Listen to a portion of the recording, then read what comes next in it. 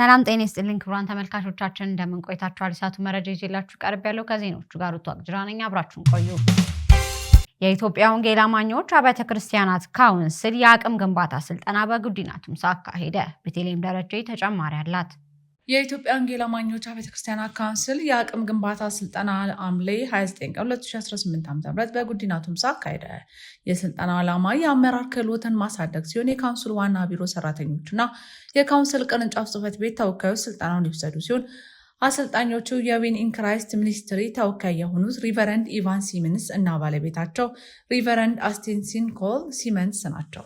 የኢትዮጵያ ወንጌል አማኞች አብያተ ክርስቲያናት ካውንስል የአቅም ግንባታና ምርመራ ዘርፍ ኃላፊ የሆኑት ፓስተር ስንሻት ተካ ስልጠናው ለእግዚአብሔር መንግስት አገልግሎት እንዴት ብቁ እንሁን በሚል የተዘጋጀ ስልጠና እንደሆነና በተጨማሪም ችግር ፈቺ መሆን ላይ እና በማስተዋል ማሰብ ላይ ትኩረት ያደረገ መሆኑን ተናግረዋል።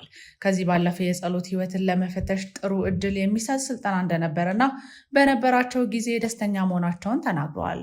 ሰልጣኞቹ በቆይታቸው ያገኙት እውቀትና ልምድ ከፍተኛ መሆኑን በመጥቀስ የተዘጋጀው መርሃ ግብር ውጤታማ እንደነበረ ለዝግጅት ክፍላችን በሰጡት አስተያየት አስታውቀዋል። የሚዲያ ባለሙያዎች የግንዛቤ ማስጨበጫ መድረክ በአዳማ ተካሄደ። የኢትዮጵያ ሃይማኖት ተቋማት ጉባኤ ከፕሮጀክት ሆፕ ጋር በመተባበር ለአባል ሃይማኖት ተቋማት የሚዲያ ባለሙያዎች የብራንዲንግ አጠቃቀም፣ የጸረ HIV ሕክምና ፕሮጀክት ስራዎችን በተመለከተ የግንዛቤ ማስጨበጫ መድረክ በአዳማ ከተማ አካሂዷል። በመድረኩ የተገኙት የጉባኤው ምክትል ጠቅላይ ጸሐፊ የሆኑት ሀጂ መሱድ አደም የጸረ HIV ሕክምና ከመንፈሳዊ አገልግሎት ጋር በማስተሳሰር የሃይማኖት መሪዎች ያከናወኑትን ስራ አበረታች ውጤትን ማስመዝገቡን ገልጸዋል። በመድረኩ የተገኙት የጉባኤው ምክትል ጠቅላይ ጸሐፊ የሆኑት ሀጂ መሱድ አደም የጸረ HIV ሕክምና ከመንፈሳዊ አገልግሎት ጋር በማስተሳሰር የሃይማኖት መሪዎች ያከናወኑት ስራ አበረታች ውጤት ማስመዝገቡን ገልጸዋል። እንዲሁም የሚዲያ ተቋማት የተሰሩት ስራዎች በስፋት ለህዝብ ለማዳረስ ማህበረሰቡ ጤናማ አመጋገብ እንዲጠቀም አስተዋጽኦ እንዲያደርግም ጥሪ አቅርበዋል።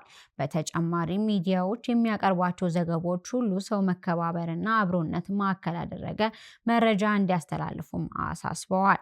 የጉባኤው ጸረ HIV ሕክምና ፕሮጀክት ዳይሬክተር ወይዘሮ ፍሬህይወት ታከለ በበኩላቸው ቀደም ሲል በዩኤስዲ ድጋፍ ይተገበር የነበረው ፕሮጀክት ለአጭር ጊዜ መቋረጡን ጠቅሰው ህይወት አንድን ፕሮጀክቶች እንዲቀጥሉ በተወሰነ ውሳኔ መሰረት ከፕሮጀክት ሆፕ ጋር በመተባበር ጸረ HIV ሕክምና ፕሮጀክት በድጋሚ ተጠናክሮ እንደሚቀጥልም አስረድተዋል። በመድረኩ በብራንዲንግ ምልክቶች አጠቃቀም ላይ የመጡ ለውጦች በአግባቡ ለመረዳትና በተግባር ሚዲያዎች ማህበረሰብን ማስመዝገብ ማንቃት ተልዕኳቸው እንዲያደርጉም ጥሪ ቀርቧል። ጸረ HIV ሕክምና ፕሮጀክት በዋናነት የኤችአይቪ ሕክምና የሚወስዱ ግለሰቦች መድኃኒታቸውን ሳያቋርጡ እንዲቀጥሉና የባህሪ ለውጥ ግንባታ ግንዛቤ ማሳደግ፣ አድቮኬሲ ክትትል፣ ድጋፍ መስጠት የኤችአይቪ ኤድስን ስርጭት ለመቀነስ የሚሰራ መሆኑም ተገልጸዋል። ከባድ የአየር ሁኔታ በአፍጋኒስታን፣ ፓኪስታን እና ባንግላዴሽ ሰፊ ጉዳት በማድረሱ ለተጎጂዎች የጸሎት ጥሪ ቀረበ። ከባድ የአየር ሁኔታ በአፍጋኒስታን፣ ፓኪስታን እና ባንግላዴሽ ሰፊ ጉዳት በማድረሱ ለተጎጂዎች የጸሎት ጥሪ ቀረበ። በአፍጋኒስታን፣ ፓኪስታን እና ባንግላዴሽ የደረሰው ከባድ ዝናብ፣ ጎርፍና የመሬት መንሸራተት ክርስቲያኖችን ጨምሮ በሚሊዮኖች የሚቆጠሩ ሰዎች እየተጎዱ ሲሆን ዓለም አቀፋዊ ክርስቲያናዊ ድርጅቶች ለተጎጂዎች ጸሎት እንዲደረግም ጥሪ አቅርበዋል። በአፍጋኒስታን አንድ ክፍለ ሀገር ከባድ ዝናብና አውዳሚ ጎርፍ ተመቶ አጭር ጊዜ ውስጥ ሰፊ ውድመትን አስከትሏል። ብዙ ሰዎች ሕይወታቸውን ሲያጡ ቤቶችና የኑሮ መተዳደሪያዎች ወድመዋል። አንዳንድ መንደሮች ሙሉ በሙሉ በጎርፍ ተጎድተዋል። በፓኪስታን ተከታታይ ጎርፍ ብዙ ማህበረሰቦች በመጉዳት ቤቶች፣ ሰብሎች፣ ንብረቶችና የኑሮ መተዳደሪያዎችም ወድመዋል። ብዙ ቤተሰቦች ምግብ፣ ንጹህ የመጠጥ ውሃ፣ መጠለያ፣ መድኃኒትና ሌሎች አስፈላጊ እርዳታዎች አስቸኳይም ይፈልጋሉ። በአካባቢ ያሉ አብያተ ክርስቲያናት አማኞች ቢጎዱም ያላቸውን ውስን አቅም ተጠቅመው ለተጎጂዎች ድጋፍ ለማድረግ እየተጉ መሆናቸውም ተገልጿል። በባንግላዴሽ ደግሞ ከባድ ዝናብ፣ ጎርፍና የመሬት መንሸራተት ከ1 ሚሊዮን በላይ ሰዎች በተጽዕኖ ስር አስገብቷል። ቢያንስ 51 ሰዎች ሕይወታቸውን አጥተዋል። ቤቶች፣ መንገዶች፣ የእርሻ መሬቶች በውሃ ተጥለቅልቀዋል።